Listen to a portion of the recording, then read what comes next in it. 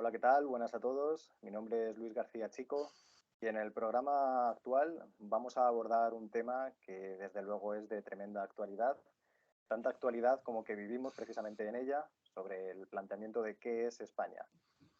Al respecto, el título puede parecer bastante provocador y así considero, lejos de parecer provocador, por desgracia resulta realista. Al final, en el presente programa, vamos a abordar el gran interrogante que Ortega y Gasset ya se planteaba en Meditaciones del Quijote: ¿qué es España? Y de hecho ya con cierta desidia, pues tal vez mirando al cielo proclamaba que dónde está una palabra clara para satisfacer el destino de España. Al final, lo único que tal vez desde una pragmática pesimista pudiéramos entonces concluir que al final el ideal de todos los españoles básicamente es que nos den una carta foral con un solo artículo, redactado además para reunir cierto abolengo, una claridad y consistencia clara y respetable, que es que este español estaría entonces autorizado para hacer lo que le dé la gana. Estas palabras son de Ángel Ganivet y creo que, bueno, no parece desencaminarse bastante ni demasiado. Precisamente para discutir, o más bien deliberar y dialogar en pos a este tema, tengo a mi lado a Pedro Insua, nacido en Vigo, que es profesor de filosofía y, bueno, qué decir, uno de los discípulos también más reconocidos del gran filósofo Gustavo Bueno. Colabora en diferentes medios de comunicación y también es autor del gran libro 1492, España contra sus fantasmas, entre otros muchos más. Pero lo característico de este, sin más, es que es donde presta tal vez muchísima más atención, decida, por otra parte, a los diferentes San Benito, él los llama fantasmas, que han ido oscilando alrededor de la historia de España. Pues sin ir más lejos, Pedro, muchas gracias, bienvenido. Muchas gracias a ti por invitarme. Encantado de estar aquí contigo, Luis. Un placer. Muchas gracias, Pedro. Y sin ir más lejos, yo creo que el tema se aborda de una manera bastante sencilla, pero no por sencillo resultan las conclusiones fáciles. ¿Qué es España? Bueno, pues si hablamos con España como nación política, es decir, España como una de las entre tantas naciones que está sentada en la Asamblea de Naciones Unidas, pues España es una nación política. Esto es que ya es bastante, que no está nada mal, ¿no? Es decir, que esté reconocida por el resto de naciones. Ese reconocimiento, mutuo reconocimiento, implica pues muchas cosas, ¿no? Desde el punto de vista de las relaciones internacionales, ¿no? Entonces, implica, pues eso, una constitución, un reconocimiento de ciudadanía a través de pasaportes, a través de distintos intercambios que se dan, ¿no? Reconocimiento de las fronteras, en algunos casos solo uno, ¿no? Hay un país que no reconoce ciertas fronteras o que por las que pone en riesgo, ¿no? Que es Marruecos, sobre Ceuta y Melilla y Canarias también, pero el resto de países del mundo ningún otro país ambiciona y ni pone en cuestión lo que es la frontera de España, ¿no? Como nación política. Entonces, por decirlo en términos de Benedict Anderson, de las naciones imaginarias, que llamaba en el libro ese célebre de Benedict Anderson, España pues es una nación, esto es pues un territorio situado en un mapa, se ve nítidamente en un mapa político, un mapa mundipolítico, podemos ver ahí España puesta, ¿no? Entre otros muchos. Es claro y distinto, digamos, pero las fronteras son muy escrupulosas en sus límites, ¿no? Como decía Hume. Un censo, es decir, a eso hay una población que está asociada a ese territorio como ciudadanos suyos, pertenecientes a esa nación, y un museo, decía, ¿no? Museo, censo y territorio y mapa, ¿no? Que decía Benedict antes, un museo, que esto es lo más problemático, una historia. Cuando empieza esa historia, si es de España, cuando empieza, pues eso ya es más problemático, ¿no? Porque los museos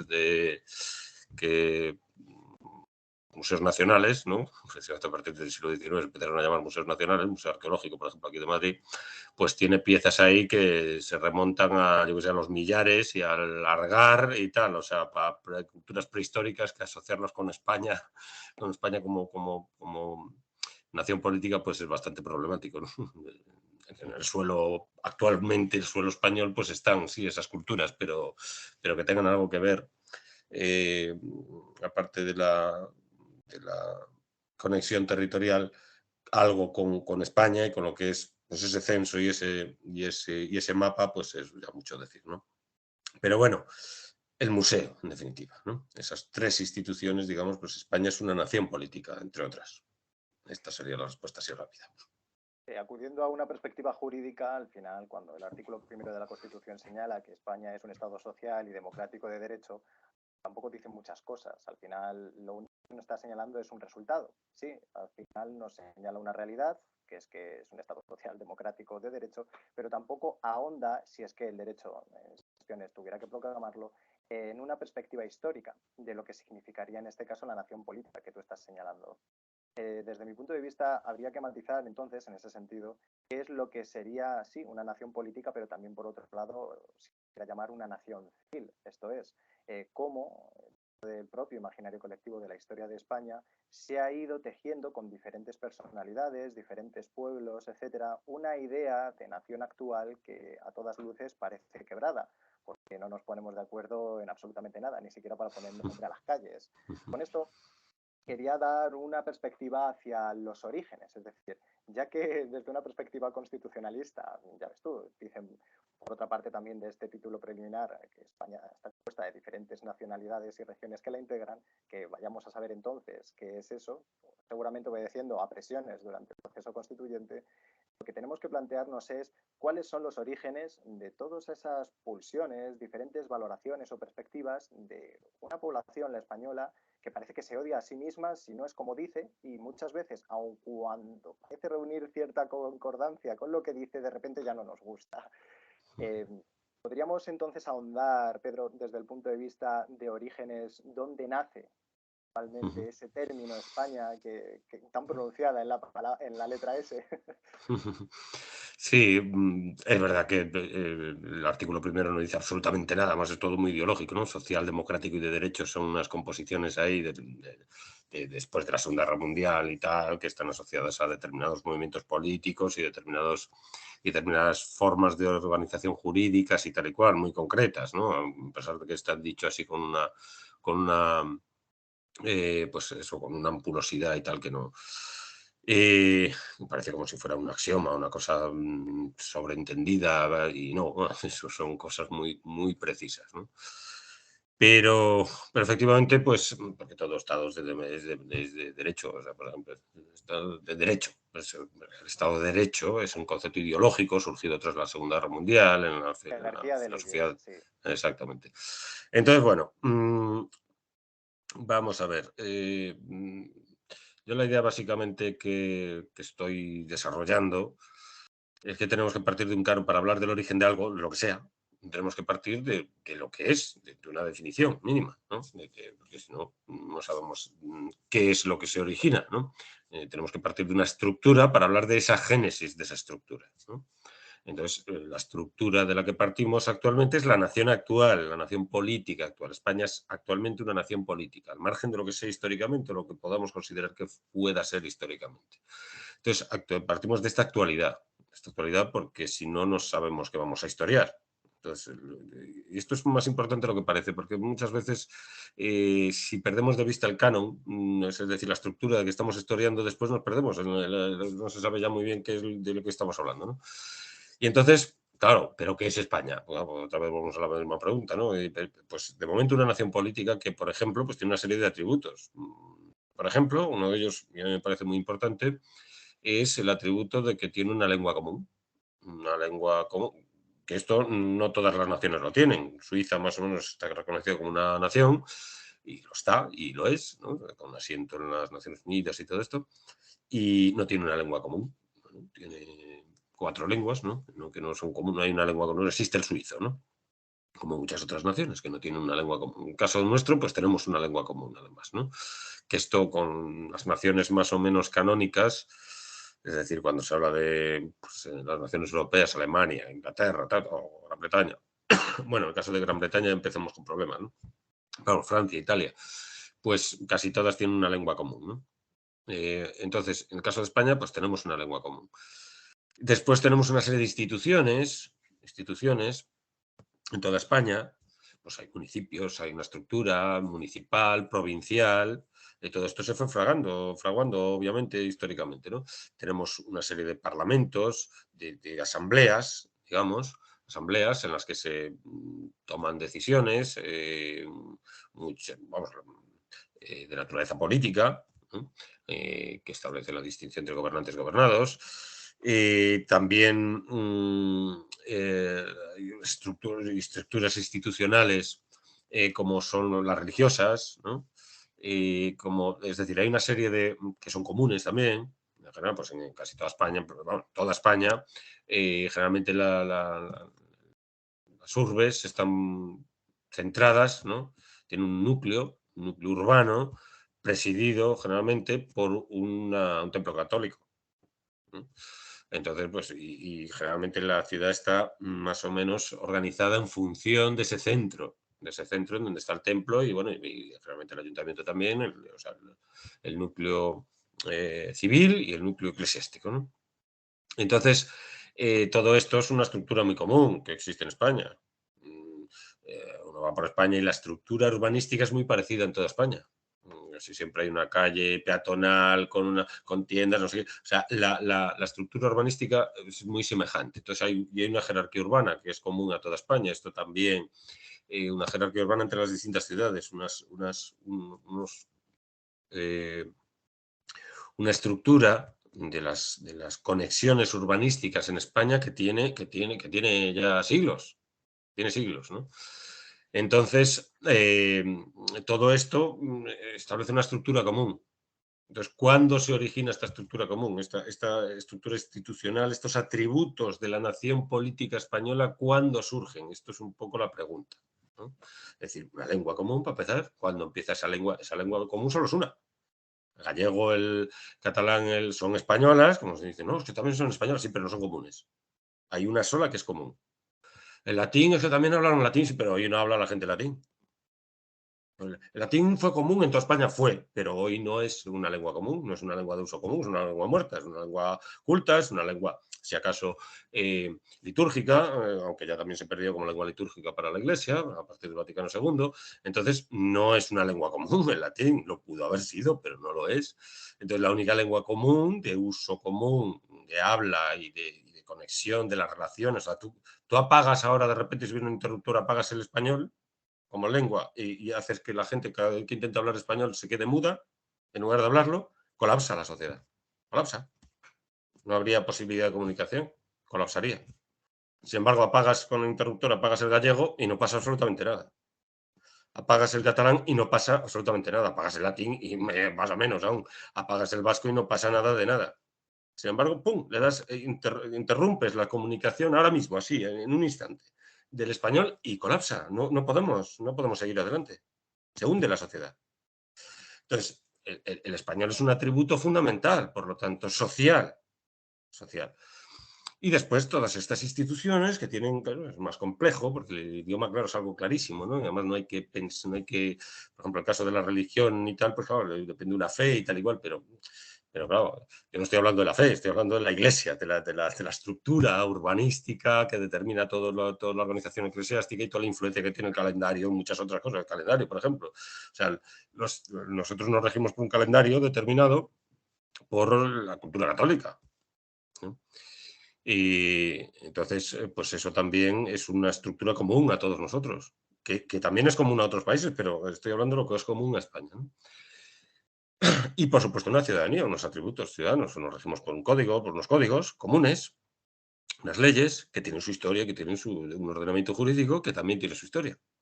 Entonces, todos estos atributos, ¿no? Tenemos una constitución, por lo imperfecta que se quiere tal, pero es una constitución, no es un fuero, por ejemplo, ya no es un fuero, porque estuvo el fuero de los españoles ahí de Franco y tal y cual, pero no es un fuero.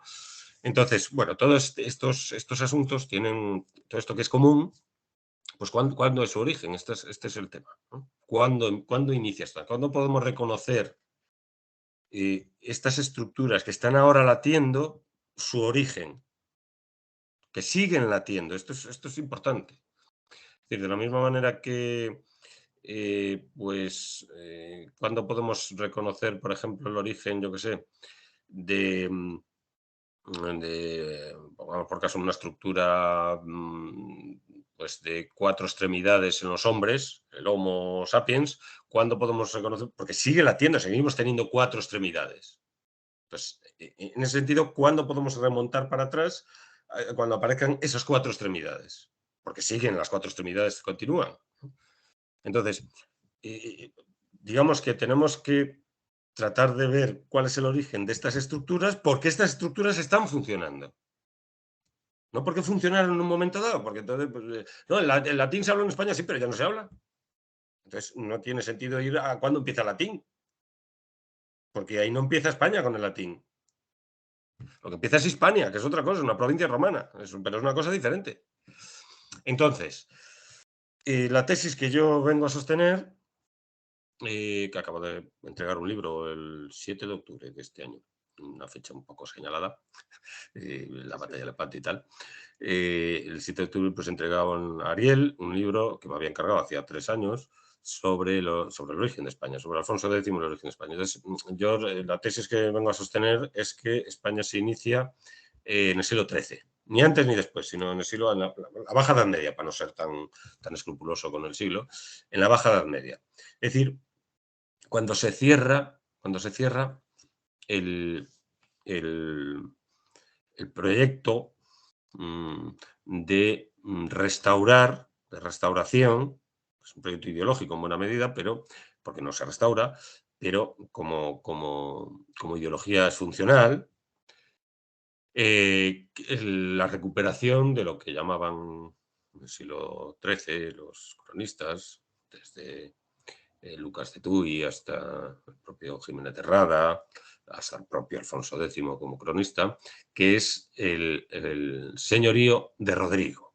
Señorío de Rodrigo. El señorío de Rodrigo, es decir, la Hispania visigoda, ¿no? Que se pierde Hispania con Guadalete, pues se pierde, entonces, y digamos, se empieza a recuperar en Covadonga, ¿no? Entonces, esos dos hitos marcan una batalla y otra batalla, marcan los dos hitos, pero es que esto es muy ideológico, claro.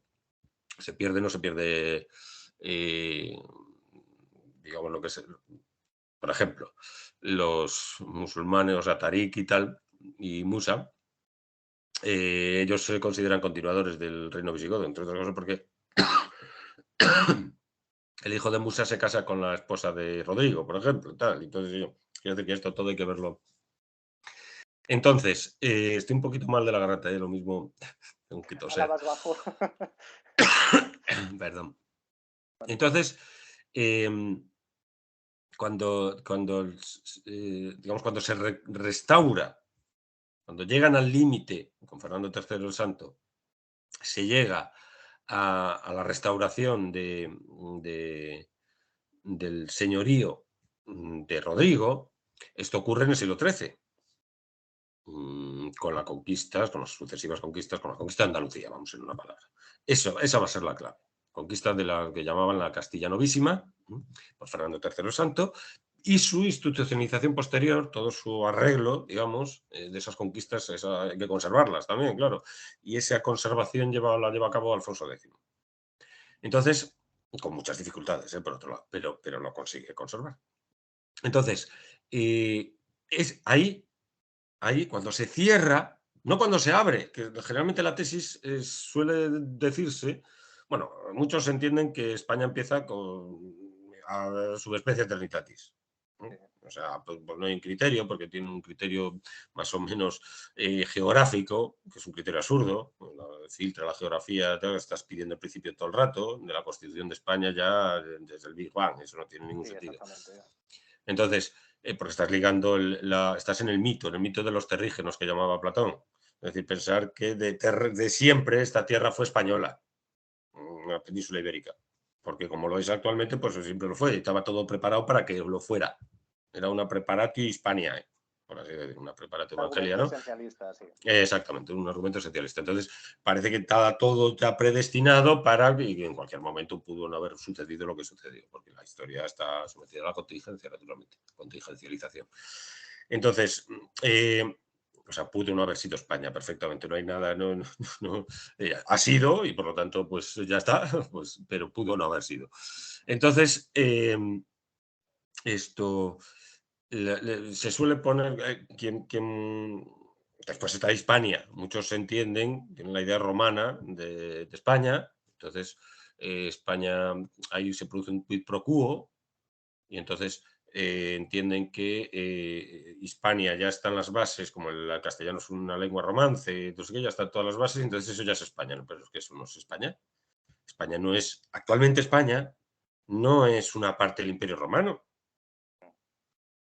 Y entonces, tú no puedes, los atributos de la Hispania romana, pues no son los atributos actuales nuestros, aunque sobre la base del paso de los romanos, de la estructuración urbana, por ejemplo, de los romanos y tal cual, sobre esa base se hicieron muchas cosas, pero se organiza de otra manera.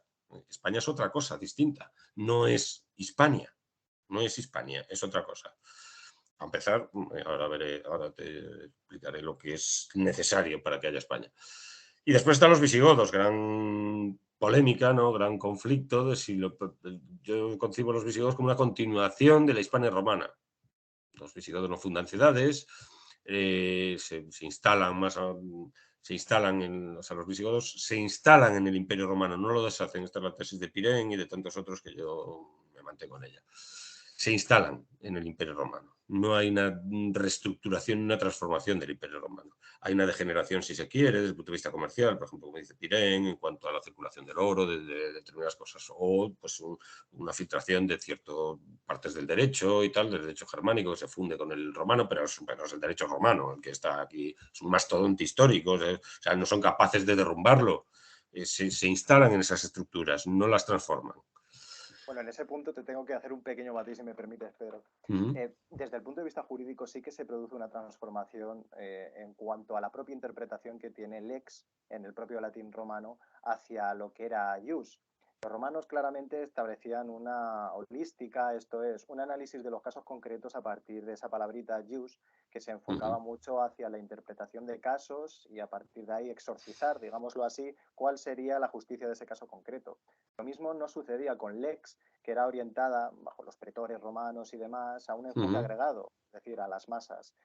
Con la introducción de los godos en España y a partir de ahí, pues sus diferentes modos de ir rechazando, porque al final, con el pacto de Gualia es claro, al final acaban echando a los romanos poco a poco, que se termina de confirmar ya con Leovigildo, Eurico y demás, y a partir de ahí esa consideración que se daba al ius romano por completo desaparece. Al final, en esto, desde un punto de vista, si se quiera, lingüístico, sí que se puede señalar que tenemos que tener en cuenta que el término rex, que para los germánicos tenía mucha influencia con la raíz indoeuropea rex también, que además en eso eran bastante escuetos, se debe tener en cuenta que eso influenciaba mucho a interpretar cómo era el derecho. Para los germanos, la idea del derecho era directa, era una especie de paralelismo entre aquel que sabe cómo debe de ser todo recto, cómo todo debe de ir directo, en yuxtaposición a ese concepto ius romano, que era, digámoslo, muchísimo más libre.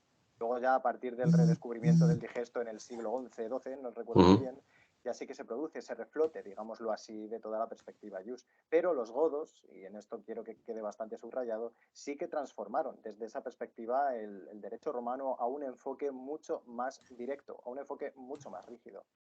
Respecto a esto, y es hacia donde voy con este matiz, es que ¿dónde quedan entonces? Porque señalas que es a partir de Alfonso X el Sabio, quien ya proclama, y bueno, los diferentes romanceros posteriores también a la caída de don Rodrigo, ¿dónde quedan entonces las loas que San Isidro de Sevilla proclamaba cuando precisamente los godos, ya con su intila, terminaron de expulsar a todos los romanos y el obispo de Sevilla ya declaró básicamente que esto era España? Además, en sus propios textos, así se reúnen lo tengo además apuntado, la Historia Gotorum, donde señalaba precisamente que eso era España. Y además, con la conversión de la religión de los diferentes visigodos al cristianismo, al catolicismo, se dejaba muy sellada una idea que luego Alfonso X el Sabio recogería, que es que España es católica. No es cualquier otra cosa, es católica, tomando la herencia de los hispano-romanos y de los godos. Por eso la cuestión que te envío es precisamente dónde quedan entonces todas esas cuestiones de los visigodos que habían dejado, fíjate, el suficiente abolengo histórico y también moral para que determinados intelectuales, como por ejemplo San Isidoro de Sevilla en el siglo VII después de Cristo, antes de que llegase Tariq ibn Ziyad y la conquista musulmana, proclamase que eso era España y que es precisamente lo que después Alfonso X el Sabio y posteriores reyes herederos de esto será lo que quieran traer sobre la misma. Vale, dos cosas muy importantes para que se vea la diferencia total y absoluta. Bueno, primero, el famoso Laudes Hispania es la nación Gotorum, precisamente, la nación, no es nación española. Hablan de España, pero no de la nación española, es la nación goda. Y las crónicas son en latín y son las crónicas de los godos, llegado a los godos, hasta Jiménez de Rada. A partir de ahí la cosa cambia, el criterio es diferente. Precisamente Alfonso X empieza a hablar del fecho de España y de la cuestión de España. La cuestión de España es la de la restauración, ¿no? Restauración de un palacio y de una iglesia goda que nunca se produce, nunca se produce esa restauración, nunca. Nunca se devuelve, no hay continuidad tampoco en los propios nombres de los reyes. Es decir, hay una serie de elementos, no sé, no hay Pelayo II, Pelayo III, no, empieza una nomenclatura de distinta manera. ¿Por qué? Eso de quien habla de continuidad tiene que dar una explicación, además de una manera muy evidente, ni Suintila, ni no hay continuidad. Entonces, yo hablaba de la necesidad de establecer soluciones de continuidad, ¿no? Entonces, aquí hay una ideología neogótica o neogoticismo. El neogoticismo que empieza desde el principio, que esta es la tesis, por ejemplo, de Vesga Marroquín, que corrigiendo a la famosa tesis de los orígenes sociales de la Reconquista, de Barbero y Vigil, ¿no? En la que Barbero y Vigil entendían que había un origen, en el caso de la zona de la cordillera Cantábrica, un origen, digamos, de las gentilidades que habían allí, que estaban allí fijadas al margen del Imperio Romano o con independencia del Imperio Romano, pues ahí se había fraguado, ¿no? Pues ese origen de la Reconquista, ¿no? Es decir, que había una desconexión con respecto a Roma y sobre todo a los visigodos, ¿no? La Reconquista se había fraguado en un contexto social que tenía que ver con las gentilidades del norte influidas por Roma, no que no estuvieran influidas por Roma, pero que tenían un origen diferente. O sea, no había una continuidad con respecto a los godos, sino que había una desconexión, hay un salto, digamos, un salto, no un salto, porque en la historia no hay saltos, como no hay saltos en ningún, pero sí una discontinuidad, ¿no? Entonces, Vesga Marroquín lo que viene a sostener en los orígenes godos de la Reconquista es que, digamos, la propia ideología de la restauración visigoda no hay desconexión, ya desde el principio ya llevan esa ideología. Pero es una ideología. Esto es lo fundamental. Es una ideología, no es la realidad. La realidad que van fraguando es distinta de la ideología que representan. Ellos pudieran estar pensando en que estaban restaurando el imperio, cosa que tampoco lo piensan, porque el reino godo no piensa, lo que sí restauran es la iglesia goda. Y tampoco exactamente como era. Entre otras cosas porque van... Entonces, para que haya España, en definitiva, tiene que haber qué es lo que sucede a la Hispania goda, que colapsa. Hispania goda se destruye. ¿Y quién la destruye? El Islam. La destruye totalmente. Y no se reconstruye. No hay una reconstrucción de la Hispania goda. No sigue la Hispania goda. No sigue. No continúa. Hay una empresa que tiene como ideal esa Hispania isidoriana, pero es un ideal, pero no es la realidad que va constituyendo. La realidad que se va constituyendo es otra. Aquí el marxismo es fundamental. Una cosa es la ideología con la que podían ir funcionando y que era práctica, ¿eh? que movilizaba al personal. Y otra cosa diferente era lo que estaban realmente forjando y no era la Hispania goda, para empezar, porque el idioma ya empieza a cambiar, el centro cambia. El centro político que va organizando todo eso cambia totalmente. Es Oviedo. Como Nueva Toledo, sí, pero es otra cosa ya completamente distinta. Y después una cosa completamente nueva que no está en la Hispania goda y que es fundamental de fundamento en España, y no la Hispania goda, es Santiago, es el mito de Santiago. Entonces, Santiago es una novedad absoluta y total que tiene que ver con todo lo que lucha, por la lucha por las reliquias, la lucha de las reliquias con el Oriente, tal, que hay que darse cuenta que el cristianismo y la restauración del cristianismo no, y el carácter católico no significa ninguna continuidad tampoco. No tiene por qué significar una continuidad. Y además el catolicismo ahí está en pugna. Todo lo que es la lucha del adopcionismo, la continuidad de la iglesia mozárabe y la romana, que viene del norte, o sea, la defensa de la iglesia romana, o sea, la pugna entre el Beato Líbano y el Hipando, entre toda la problemática del adopcionismo y de la influido por el Islam en parte, ¿no? Del adopcionismo y el arrianismo y todo esto. Y la imposición en Oviedo, en el Reino de Asturias, de la Iglesia romana, del culto romano frente al culto mozárabe, toda esa pugna, pues tiene como resultado una estructura distinta en la propia Iglesia, que es lo que más continúa, lo que se produce en la restauración del cristianismo. Pero desde luego la restauración del palacio no se restaura o sea, la estructura política del reino de Asturias nada tiene que ver. No hay continuidad con respecto al palacio, a la estructura política de los godos. Principalmente por una cosa, porque España se forja con una línea fronteriza con el Islam, que antes no estaba, obviamente. Y ahí se funda España. Y entonces, con ese núcleo originario obetense, con ese reino de Asturias como núcleo a partir de ahora, el núcleo ya no está en Roma.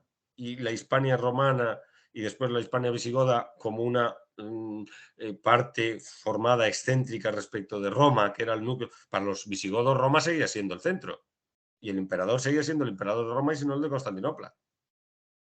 Pero aquí no, aquí el centro empieza a ser centro político, es Oviedo. Y entonces, respecto de ese centro político, empiezan a definirse todas las partes que después serán partes de España. Por ejemplo, los vascos. Por ejemplo, los gallegos. Empiezan a surgir a partir de ahí, pero porque están definidos por este centro político. Porque vascos y gallegos no existen antes. Existen con respecto a ese centro, que resisten al principio, tienen que ir los que no es lo distintos... mismo que antes buscasen, digamos, un principio de libertad, independencia, no como en el momento que está señalando que buscaban ya un principio de unidad. Claro, no, se van incorporando a una estructura que no es la anterior, porque antes eran vascones y galaicos, que no son gallegos y vascos. Sí. Igual, de la misma manera que los borgoñones no son los burgundios. Es otra cosa diferente, porque las estructuras políticas van cambiando y van definiendo esas partes de manera diferente. Y actualmente vascos y gallegos no son los vascones ni los galaicos, son los vascos y gallegos que se incorporan a esa estructura que empieza a definirse a partir de ahí. Entonces, y además desde el principio, pues, el caso de la reina Munia y de la madre de Alfonso II el Casto y tal, y todos los Froilán, o como que Fruela, o como queramos llamar, Fruela, ¿no? Es el padre de Alfonso II el Casto y la madre Munia, que fundan Oviedo, y Alfonso II se tiene que cuando problemas sucesorios, todos los problemas, porque es muy inestable al principio esa monarquía. La sucesión es muy problemática, ¿no? Están constantemente en pleitos y tal, ¿no? Sucesorios. Y entonces, al final, con Alfonso II el Casto se estabiliza más o menos, pero se refugia con los vascos. Porque se apoya a los vascos frente a los gallegos, después los gallegos frente a los vascos. O sea, esas naciones periféricas, digamos, que poco a poco se van incorporando, se van integrando a eso. Entonces, Alfonso I empieza a formar lo que es la frontera.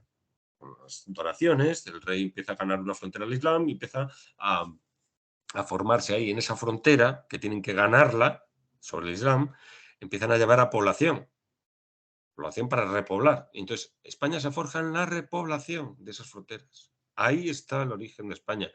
Por lo tanto, esto quiere decir, consecuencia inmediata, que si no hay frontera, no hay España. Y entonces tiene que haber esa estructura para que haya España. Y entonces ahí se juntan, en esa frontera se van a ir juntando todas. Pero tampoco en la frontera inmediata del Cantabria, porque España no es Cantabria, actualmente, eso no es la frontera cantábrica. Esa estructura se va propagando, va prosperando, según se van imponiendo los cristianos a los musulmanes, se va imponiendo, pero hasta que no se cierra, no hay España. ¿Y cuándo se cierra? Pues con la conquista de Andalucía. Entonces, la conquista de Sevilla en 1248 por parte de Fernando III, eso va a ser un hito fundamental. Todos los repartimientos de Sevilla es una operación de ingeniería social impresionante y ahí el origen de toda esa población que ya incorpora Aragón, o sea, los aragoneses los trae Alfonso X, presidente, como príncipe, no como infante, aún no era rey, pero participa en la conquista de Sevilla en 1248 por parte de Alfonso. Pero vamos, la de Córdoba, la de Sevilla, estoy hablando de toda Andalucía. Jaén, 1246, Córdoba, 1236, la propia anexión de Granada como vasalla de Castilla en 1246 a partir de la conquista de Jaén, el pacto que se hace con los nazaríes, y se funda Granada. Granada se funda como vasalla de Castilla ya. Entonces, ahí está España. Porque ahí ya podemos reconocer la España actual.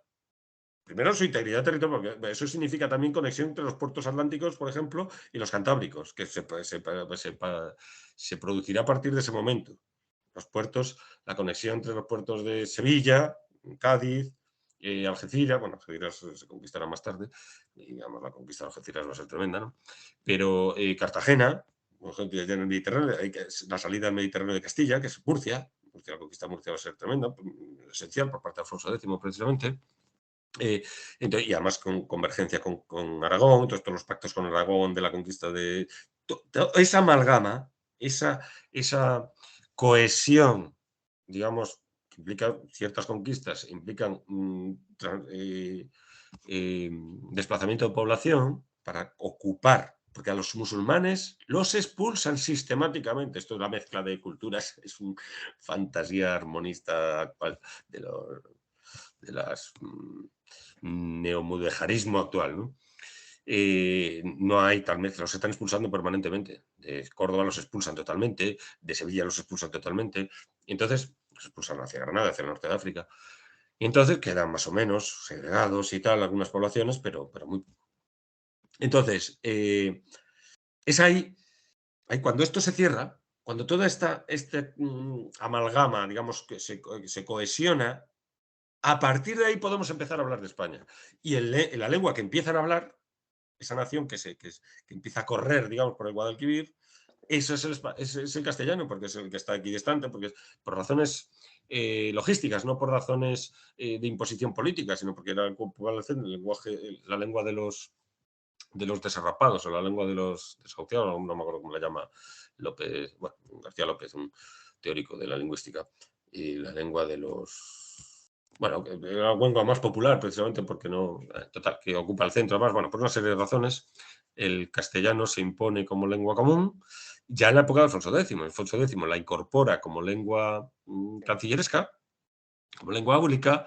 Entonces, al incorporarlo como lengua política, eso va a ser esencial, claro, y además como lengua historiográfica después y como muchas otras cosas. Entonces, lo que resulta, perdona que te interrumpa, Pedro, lo que resulta curioso al final, que es que, como desde la perspectiva histórica, al final el catolicismo se hunde en las bases del nacimiento de España.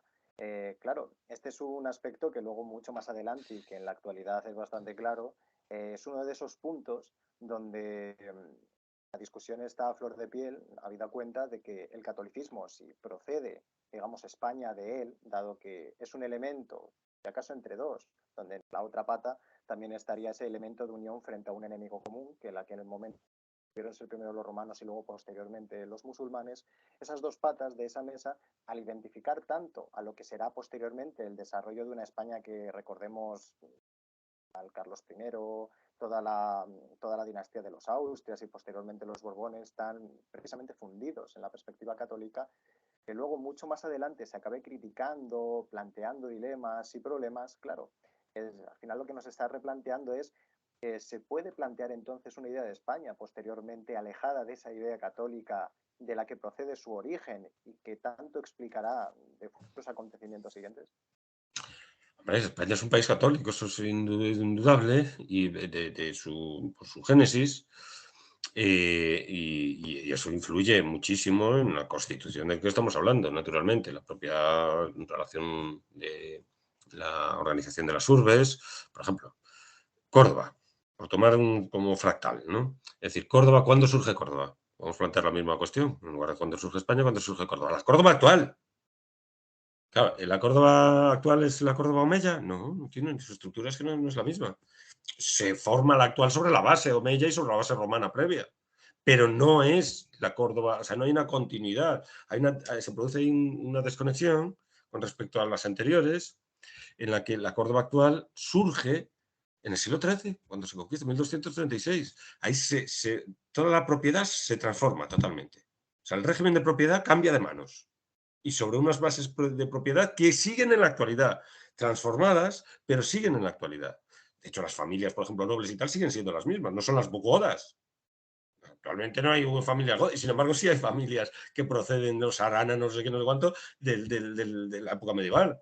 El 90% de las urbes actuales se fundaron en el siglo XIII. Se fundaron desde el punto de vista del ordenamiento municipal. No solamente de la tectónica, que también, en algunos casos también se reorganizó uno sobre la base, pero las ordenanzas son del siglo XIII. Entonces, hay un corte total y absoluto en muchas cosas. Que esta es la tesis que yo estoy abundando en ella y yo creo que tiene muchos visos. Entonces, Córdoba, ¿cómo se organiza en el siglo XIII? Pues por barrios. ¿Y los barrios, los barrios cómo se organizan? Pues con las iglesias. Entonces, las distintas collaciones, que se llaman, las collaciones presididas por una iglesia. Santo Tomé, Santa María, que es la catedral de Córdoba, la quinta catedral, San Bartolomé, San Basilio, por ejemplo, el barrio de San Basilio, que es de origen íntegramente cristiano en Córdoba, ¿no? Porque el resto son sobre la base romana y sobre la base musulmana. La Medina, que le llaman, y la Jarquía, que es la parte de expansión musulmana. Pero esa Medina, que es la de origen romano, y la Jarquía pero después quedan recubiertas por una estructura que ya es otra cosa, que es la estructura cristiana que se le da después, que son todas las collaciones, todas las barriadas, en función con centro eclesial, con centro de la iglesia, ¿no?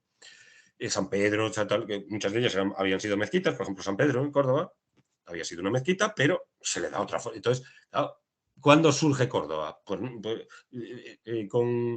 Con Claudio Marcelo, lo que fundó no, la Córdoba actual, es que partimos de la actualidad, esto es lo que no podemos perder de vista. No, Córdoba como urbe, como centro urbano, lleva ahí siglos, sí, y probablemente hasta prehistórico y tal igual. Pero la Córdoba actual, lo que es Córdoba en la actualidad, cuando hablamos de Córdoba, pues tiene un origen que no se puede confundir, aunque incluso el nombre sea el mismo, que tampoco lo es, por otro lado, Curtuba y Córdoba. Córdoba es el nombre romano y Córdoba es el nombre castellano, entonces tampoco es el mismo nombre, aunque sea una traducción, todo lo que quieras, pero no es el mismo nombre. Pero aunque fuera el mismo nombre, la estructura cambia.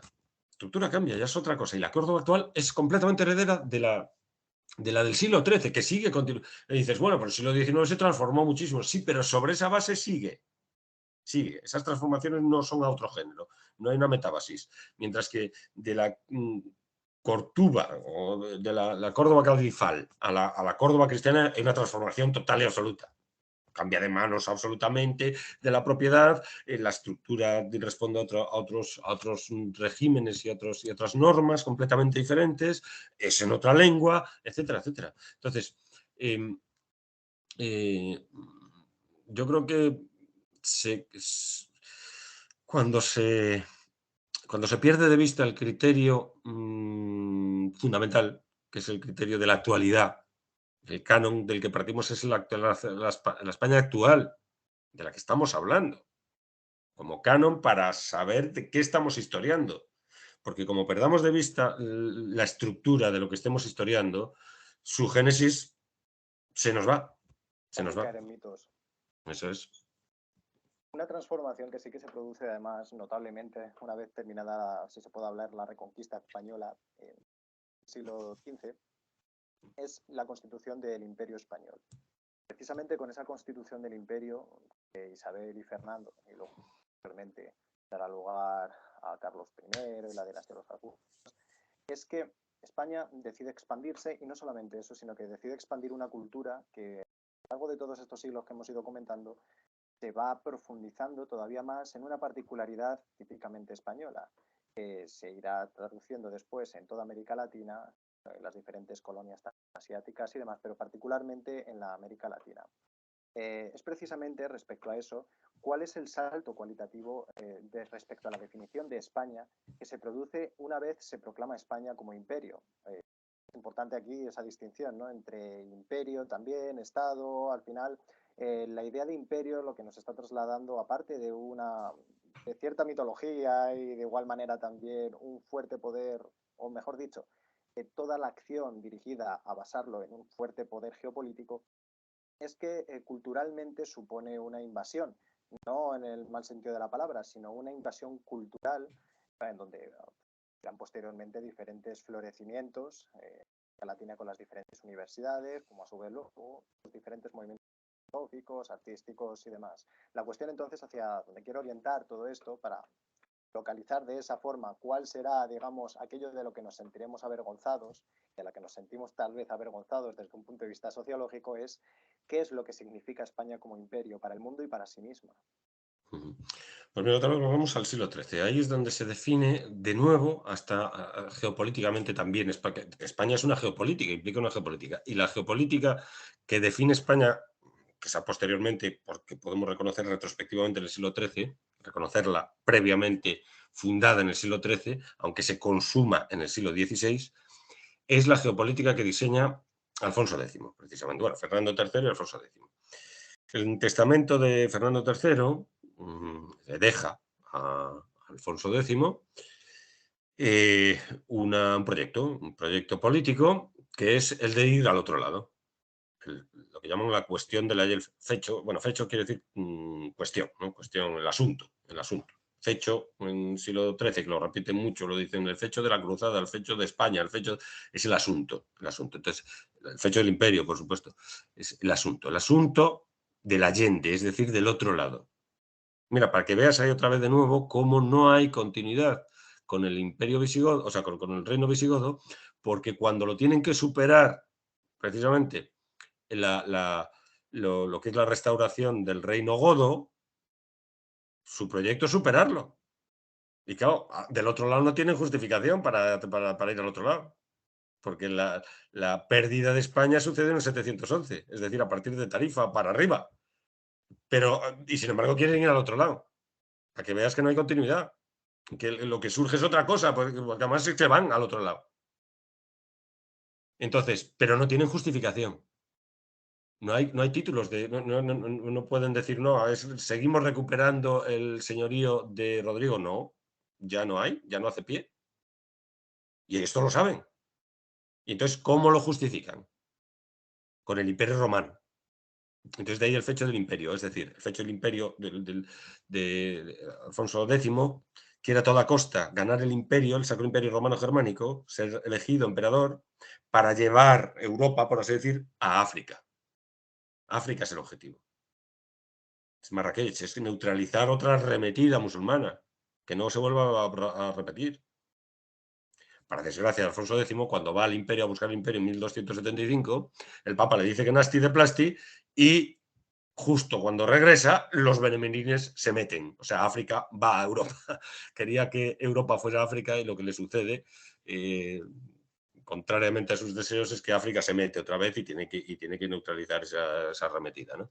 Y matan al sucesor, se inician los pleitos sucesorios que duran prácticamente hasta los Reyes Católicos. O sea, un problemón tremendo, ¿no? Pero el proyecto es llevar Europa a África. En ese sentido, el Papa entra en conflicto con el Papa porque el Papa lo que quiere es llevar Europa a Asia, al Oriente, a los sagrados, a las cruzadas. No contempla la cruzada africana, la contempla pero muy de refilón. Entonces, Alfonso X que quiere es que se meta, que se integre, que los intereses de Europa vayan hacia el norte de África. Entonces, y este es el proyecto.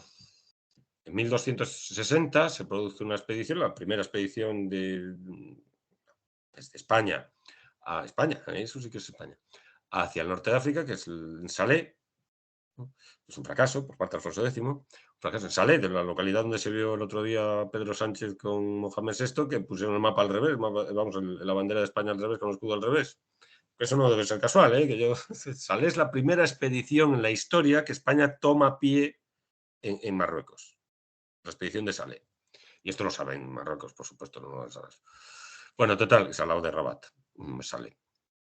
Entonces, es un fracaso la expedición, pero ese es el proyecto. Y entonces, con esa estructura, con ese proyecto, del fecho del Imperio Europa y el fecho del Allende África, el fecho del Allende que es el plus ultra, es el más allá. Ese proyecto, el desarrollo del proyecto del fecho del Allende, que empieza a escucharse esto del fecho del Allende en Alicante, es el primer puerto desde el cual se monta, para que veas, la salida de Castilla al Mediterráneo es Alicante-Murcia, porque Alicante al principio pertenece a Castilla. Y después hay distintos tratados y tal, y termina perteneciendo a Aragón, pero pertenece a Castilla. Y entonces, es la primera, donde primero se oye esto del fecho del Allende es en Alicante, donde mete una armada y tal, junto con Cartagena. Total, que se establece un proyecto de conquista de África. Como de frente no se puede ir al final, pues se desarrollará este proyecto atravesando el océano y yendo por el otro lado. Y ahí se encuentra con una cosa que cambia completamente el signo de los tiempos y cambia absolutamente todo, ¿no? Que es un continente nuevo que nadie conocía, ¿no? Entonces, eso cambia absolutamente. Pero es un desarrollo del africanismo, del proyecto africano, del fecho del Allende. Es un desarrollo del asunto del Allende, del asunto de ir más allá, de ir más allá de las columnas de Hércules, del plus ultra. Es el plus ultra que define España. Pues eso, fíjate, ahí de nuevo, es en el siglo XIII donde se fija, digamos, la geopolítica que después se desarrollará y que cumplirá finalmente, ese proyecto de Alfonso X cumplirá Carlos V, Carlos I de España y V de Alemania. Y cumplirá, más o menos, dentro de los límites, por supuesto, ¿no? Pero, de nuevo, es en el siglo XIII donde se fijan no solamente la estructura, la cohesión peninsular de España como tal, sino también la geopolítica, con las dos líneas de fuerza fundamentales, los dos vectores fundamentales que determinarán la historia posterior de España totalmente, absolutamente, y fraguarán España y harán España, que es el vector europeo, y casi siempre problemático, aquello es un constante despilfarro de dinero, como sigue siendo la Unión Europea para nosotros, es un constante desgaste, y el fecho del Allende, el plus ultra, que, claro, significará una cosa completamente nueva, tal, que es África, cuyo desarrollo es América. Y eso sí que va a ser decisivo, vamos, porque ahí España va a escribir, digamos, a decir algo histórico universalmente, ¿no? Como pocas, no hay muchas naciones que puedan significar por sí mismas algo a nivel histórico universal, ¿no? Y España es una de ellas precisamente por el hecho americano y quizás la más importante porque una parte del globo estaba completamente desconocida, a partir de ese momento se conoce, ¿no? Entonces, un continente entero nadie lo descubre, Hay un solo punto en España. cuestión que señalas, Pedro, y es que, claro, estamos hablando de un momento, como bien ha señalado, que al final España se constituye una fuerza política, cultural, digamos, transversal, social, para todo el mundo. España se constituye, si no en el que más, en uno de los principales imperios jamás conocidos en la historia y que tiene su máximo apogeo con Felipe II. Y la cuestión es que a medida que van transcurriendo los diferentes años, las diferentes décadas, nos vamos encontrando con un imperio cada vez más debilitado, tiempo a pugnar con otros imperios que también van naciendo y empoderándose, primero el imperio francés, después el imperio británico, mucho más adelante, también el imperio francés.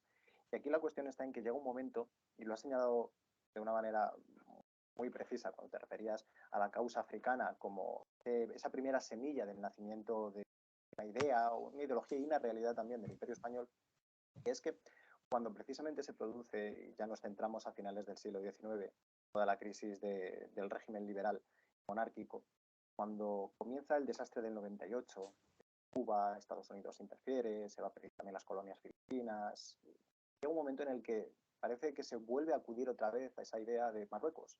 la idea del norte de África, donde de una manera prácticamente suicida, si no suicida en su máxima expresión, España decide en un momento dado, tras el fracaso del desastre del 98, una restauración fallida por un Alfonso XII que falleció muy pronto, un Alfonso XIII que después de la regencia estaba más próximo a las perspectivas militares que a las propias perspectivas políticas. De hecho, así lo declaraba él mismo, prefería la dirección de un militar antes que estar a ver qué pasaba con el parlamentarismo, que desde luego la Semana Trágica de Barcelona pues dejó bastante claro cómo funcionaba en esos aspectos la masa en un sistema democrático, cómo era posible que una constitución pudiese, digamos, existir o coexistir con semejantes actuaciones de masas violentas. Y se dirigió todo precisamente a Marruecos, en la acción suicida, en esa vuelta otra vez, la última bala que tal vez el Imperio Español, que quedaba, quiso gastar. Y es en particular, que será lo que explicará mucho de los orígenes de la guerra civil, sin duda otro bastante traumático y que sin duda es el resultado de todo esto que estamos hablando, lo que la causa precisamente africana termina concluyendo. Primero con el golpe de Abdelkrim, después de igual manera también con las diferentes tragedias civiles, dado que los liberales habían muerto hacía mucho tiempo. Es que alguna vez ha habido un régimen liberal en España. Y de igual manera también las tendencias revolucionarias estaban alimentando una conciencia social, obrera también principalmente, que comenzaba ya a despedazarse bastante de la sociedad política. La civil estaba por completo a un lado y es precisamente a donde nos queremos dirigir con este punto, y es que la caída del Imperio Español es un acto de vergüenza que finalmente todo el imaginario colectivo español sintió. Era un constante caos, un constante desasosiego por ver cómo, de igual manera, la economía iba de una manera cada vez más penosa, tan solo la pequeña excepción de la dictadura de Primo de Rivera, que simplemente se subió a la ola de la década de los 20, pero de igual manera también se veía con cierta, y si no corrígeme, con cierta preocupación al final, que no existiese un rumbo, una idea sobre la cual los españoles se pudiesen agarrar. Se habían perdido los orígenes, no se sabía muy bien. Por un lado estaba la Iglesia Católica, que seguía teniendo todavía ese poder originario, como estamos aquí explicando. Por otro lado también estaba el ejército, los militares, que nunca estaban del todo satisfechos, y además dentro del imaginario colectivo de España se había instalado la idea de que al final eran normales las revoluciones de los militares, eran normales los constantes golpes de Estado. Ese momento fue lo que terminó ya por hacer a los españoles en ese momento sentir vergüenza por ello. De manera de que todo el mundo quería una regeneración. Famoso, de hecho, el artículo de Ortega y Gasset de Dementes Monarquía, cuando precisamente lo único que está señalando es que España no existe. Lo que hacer es regenerarla otra vez, con lo importante que tiene precisamente ese término, generación, y en este caso regeneración. Es hacia donde voy entonces con la deliberación, Pedro, nace, o mejor dicho, ese imperio con esos ideales que tú muy bien has señalado, firmes, que dan una explicación sólida de una realidad que se fue tejiendo poco a poco, que es después, en las luchas, en las pugnas geopolíticas con otros imperios, que al final termina pues, con el fracaso español y un imperio vagabundo, una España desdibujada que ya no sabe hacia dónde dirige, lo que nos proporciona la vergüenza entonces de ese imperio español. Y es entonces cuando la guerra civil consiste en autodestruirnos, en regenerarnos, dirían los intelectuales de la época. ¿Eso en qué? O sea, ¿cómo se explica que España, teniendo unos fundamentos claros, acabase tratando de autodestruirse o autoconstruirse, pero claro, a golpe de pistola y machetazo? Bueno, pues una derrota, probablemente, ¿no? Podríamos, es decir, pues vae victis, ¿no? Que decían los romanos, hay de los derrotados, ¿no? Hay de los derrotados. Nos han vencido, o sea, bueno, pero el Imperio Español fue vencido, entonces al ser vencido por otras potencias que fueron pujantes y que fueron desplazándolo, entonces pues después, mientras que fue el centro hegemónico, pudo conseguir más o menos pues mantener estructuras en función de esa misma hegemonía, una hegemonía además pues que pudo mucho, ¿no? Es decir, el Imperio Español pudo y pudo mucho. Durante 3 siglos pues fue hegemónico, conmensuró 3 océanos, pues estableció las reglas económicas, que es lo que hace un imperio generalmente, establecer las reglas económicas, eso del mercado libre y de los gilipolleces de los liberales, es decir, impone sus reglas económicas con su moneda, entonces, pues pudo durante 3 siglos, pero aquello no aguantó más, las estructuras mismas, las propias tecnologías van desbordando un poco las estructuras institucionales que están en correspondencia con esas tecnologías, más o menos. Esto hay cierta regla ahí, bueno, habría que estudiarlo con mucho detenimiento todo esto, ¿no? Con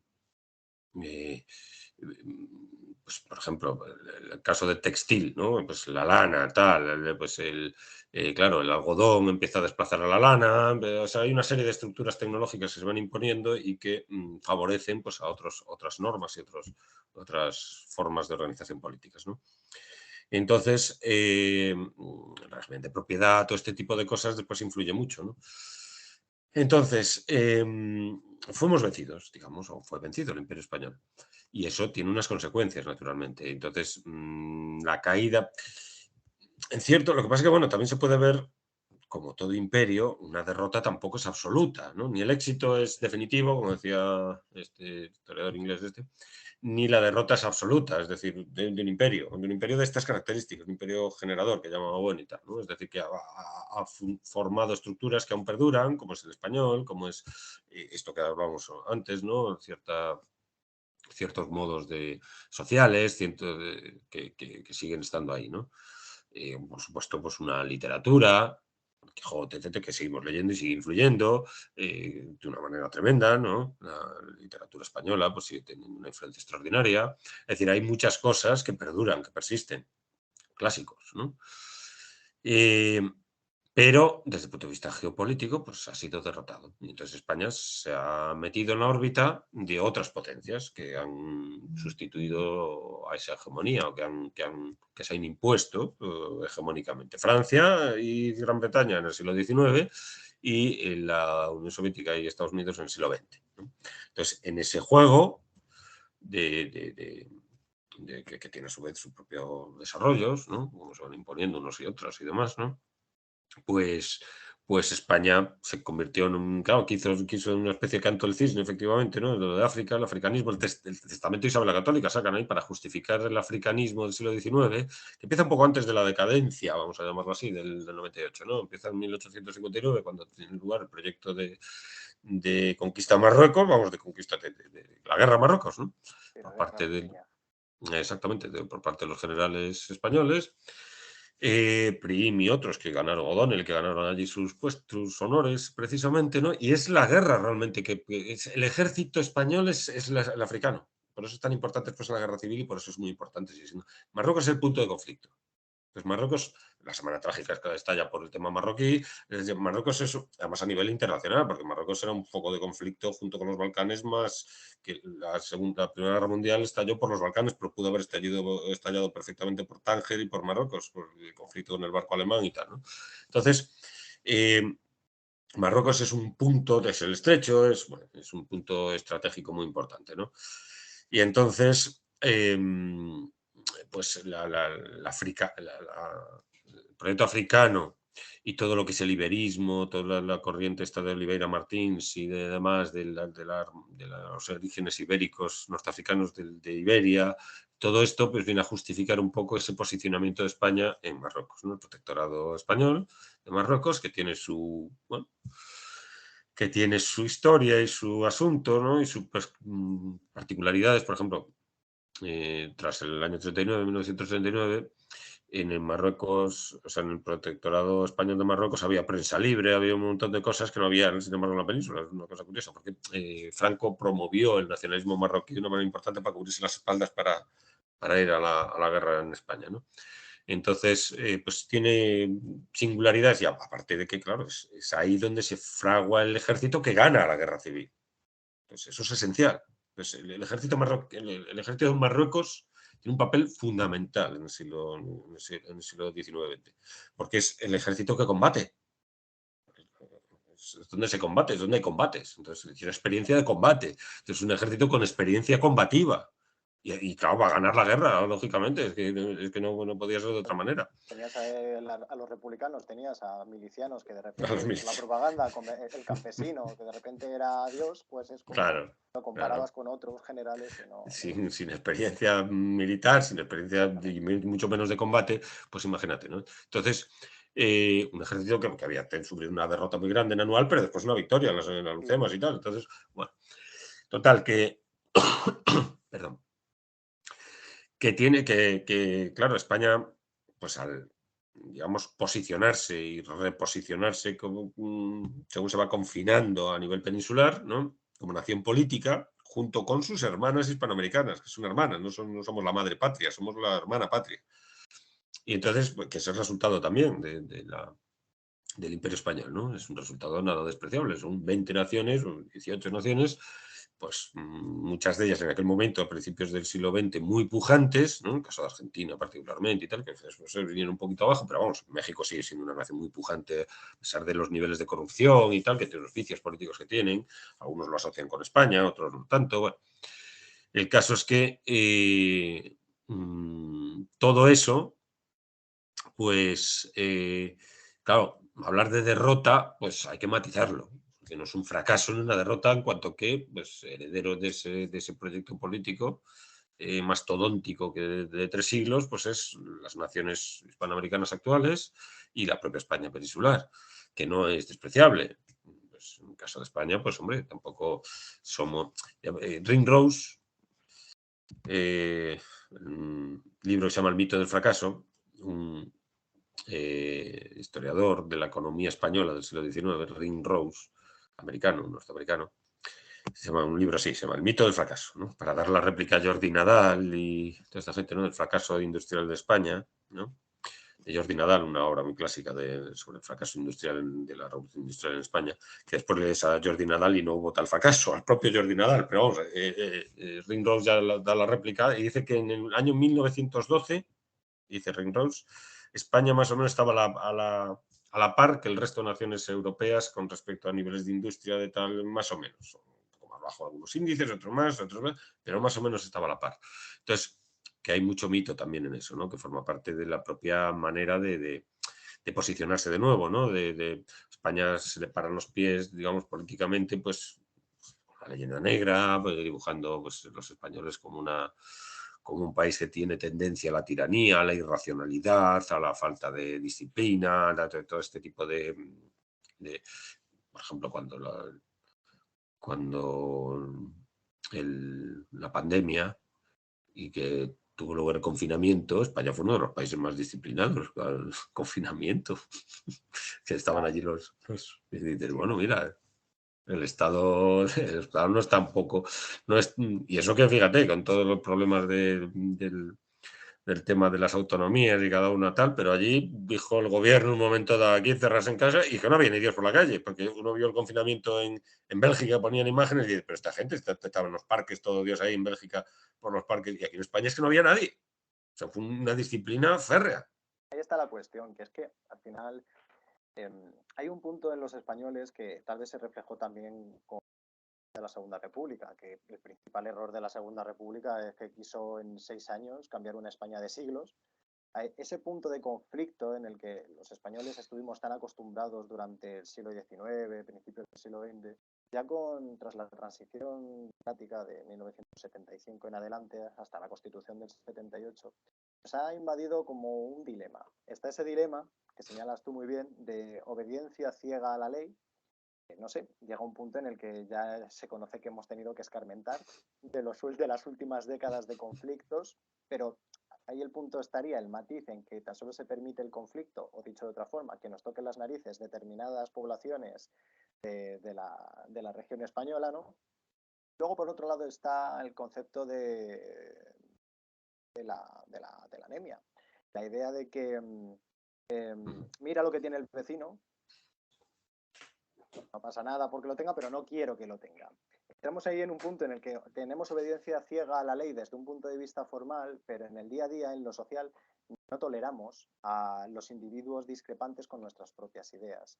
Ahí entramos entonces con el punto, con el que si quieres cerramos ya respecto a la definición de qué es España en este aspecto, sobre ¿qué importancia tiene entonces la sociedad civil como núcleo de cambio para una sociedad política? Que precisamente eso que señalaba antes, de que al final no somos tan fieros con los políticos como con quienes nos rodean, pues es precisamente ese punto lo que luego ellos utilizan para precisamente manejarnos como masas. Por un lado está el PP, que es la derechita insegura, es una derecha que simplemente está para que cuando las cosas van fatal, entonces se les vote, pero mientras tanto no hacen nada. Es algo bastante interesante, la verdad. Luego está el PSOE, que es el termómetro político de España. Es un partido que desde que nació en adelante utiliza la hipocresía como arma política, se adapta, donde dije digo, dije Diego.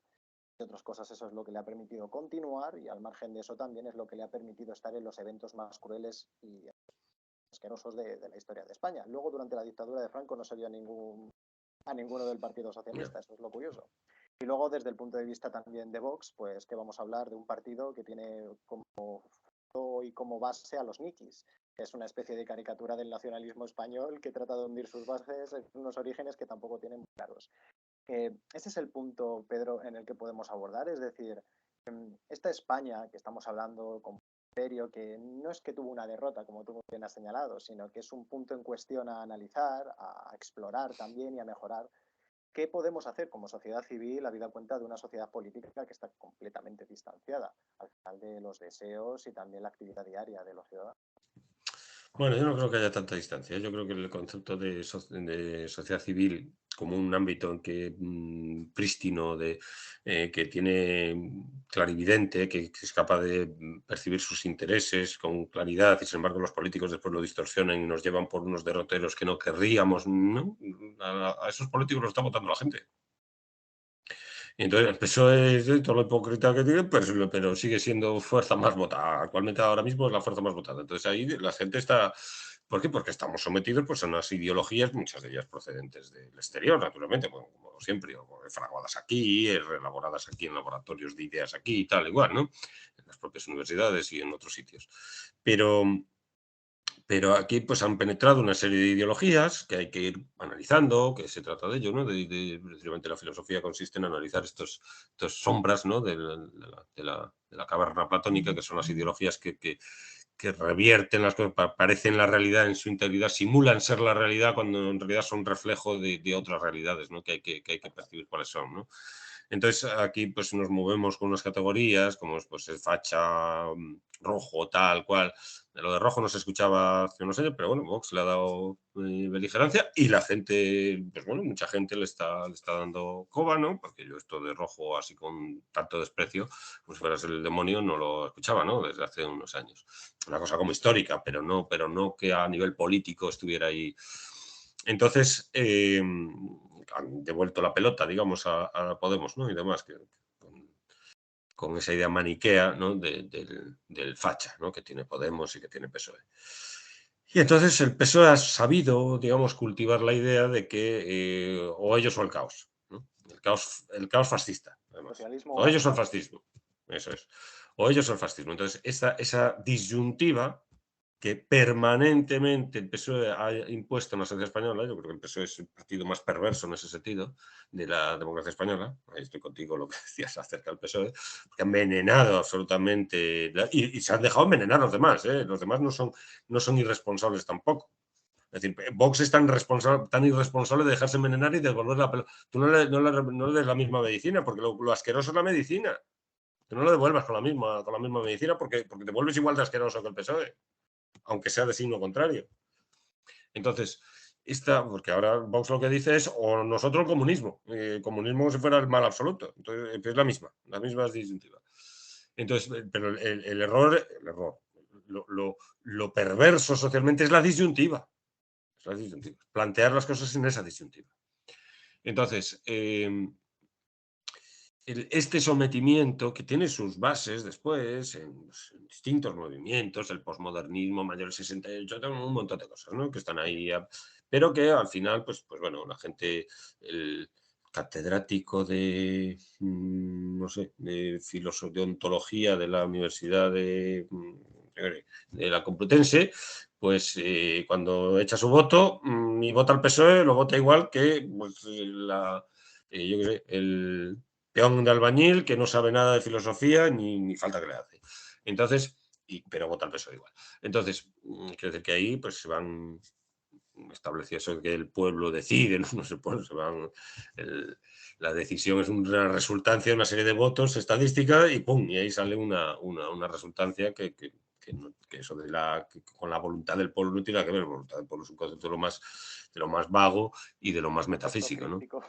Críptico total, o sea, no, ahí es una serie, es un mecanismo de selección de una asamblea, que es la que, eso sí, para que se haya convergido en que una asamblea y no el rey, por ejemplo, bueno, todo esto, pues ha habido procesos de transformación revolucionarios y tal, para que pues, finalmente una asamblea se supone representa a la nación a través de unos partidos políticos y todo esto.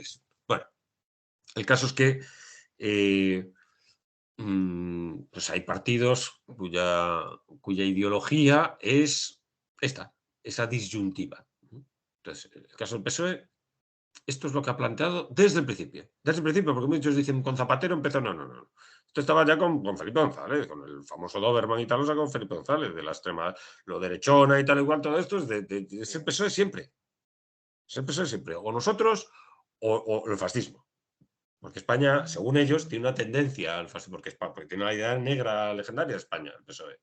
Entonces, claro, como no la sujetes desde el punto de vista socialdemocrático, pues España se desparrama por el fascismo. Entonces, que si el espadón, el tal, el FAT, el ejército, pues sale un espadón y entonces da golpe de Estado y entonces venga, hay un retroceso y volvemos al retroceso. El retroceso es el año 36 y el año 39 y está Franco lo sitúan en el Pleistoceno, ¿sabes? Allí estaba Franco, tal. Entonces, porque es una cosa como recurrente, ¿no? Porque Franco es todo lo que ha sido antidemocrático, entonces es todo lo anterior, salvo ellos. Ellos han traído la democracia. Pero ahí está ya el principal inconveniente que se cierra, que está la idea del cinismo. Al final llega un punto en el que el ciudadano se vuelve cínico. En la ideología y me da igual. Al final me dejo llevar por unos intereses, que al final es lo que es ese neoliberalismo al final, ¿no? Esos pactos de grandes empresas con estados, es lo que nos va proporcionando al ciudadano de manera de que, bueno, estás consumiendo, ¿no? Estás tranquilo. Estás al final alimentando este deseo que las redes y las diferentes masificaciones te van proporcionando como expectativas, ¿no? ¿Lo estás haciendo? Pues ya está. El resto es simplemente una contingencia. Asume que los políticos mienten, ya lo tengo asumido, pero vótalos, los voto. Al final entramos en una dinámica que yo, al menos desde mi punto de vista, no sé tú, y ya con esto cerramos, tan solo se soluciona mediante comunidades. Se soluciona mediante acciones colectivas en ciudades, en barrios, para determinar las políticas cotidianas, la política del día a día, porque al final una macropolítica es importante y necesaria.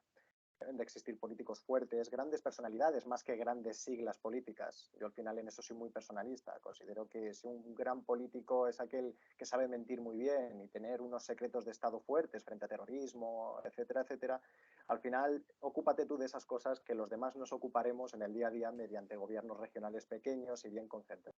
Es la única solución que yo veo al final a remontar ese vuelo donde el PSOE por un lado, el PP por otro, de Podemos no hablo porque no pudieron, así que ahora mismo son un zombie. Al final esa es la historia, no sé qué opinas. Bueno, yo el Führerprinzip, digamos, ¿no? El líder y tal, pues sí, hombre, eso funciona naturalmente, lleva votos y tal, pero y naturalmente la convictio es algo muy importante en la política, lo importante es convencer, a una gente que sea verdad o no, el político lo que tiene es que convencer, su fin es convencer, ¿no? Para tener poder, precisamente político, y poder dirigir y poder hacer leyes y poder hacer todo esto, al margen de la verdad de lo que diga. Entonces, quiero decir que si mientes pero accedes al gobierno, pues has accedido al gobierno. Tu fin como político lo has logrado y desde el gobierno pues puedes hacer cosas. Si dices la verdad pero no accedes al gobierno, nada, no has hecho nada. Entonces, lo que pasa es que esas comunidades pequeñas, digamos, como están sobre unos grandes, digamos, plataformas que las arrastran, pues lo que cuentan son esas plataformas al final. Entonces, el margen de maniobra de esas comunidades pequeñas es cero, porque al final están sobre esas grandes estructuras que son las que movilizan todo. Entonces, hay una parábola de Ortega y Gasset, de Meditaciones del Quijote, ya que habéis empezado por ellas, la parábola en la que dice Ortega, pues hay un hombre, es una parábola, es una pura parábola. Un hombre que está con una brújula intentando ir hacia el norte. Todo el rato está intentando ir hacia el norte y cada vez que mira la brújula está más al sur. Entonces, él sigue yendo, sigue yendo hacia el norte y más al sur. Y entonces, la parábola es que está montado sobre un iceberg enorme, el iceberg está arrastrando hacia el sur y él está yendo hacia el norte en el iceberg, pero el iceberg está arrastrando hacia el sur. Pues esto pasa un poco con las comunidades esas que dices tú. Por mucho que tú orientes a tus intereses y tal, al final estás haciendo las cosas sobre unas plataformas que te arrastran completamente. Entonces, el margen de maniobra es muy pequeño para esas comunidades, pequeñas comunidades, ¿no? Entonces, esa parábola yo creo que se cumple ahí. Y además, fuimos con el dicho de terminamos además por el principio, citando a, A Ortega y Gasset. Exactamente. Sí, Bueno, la pues misma Pedro, obra, además. sí. Meditaciones de Quijote.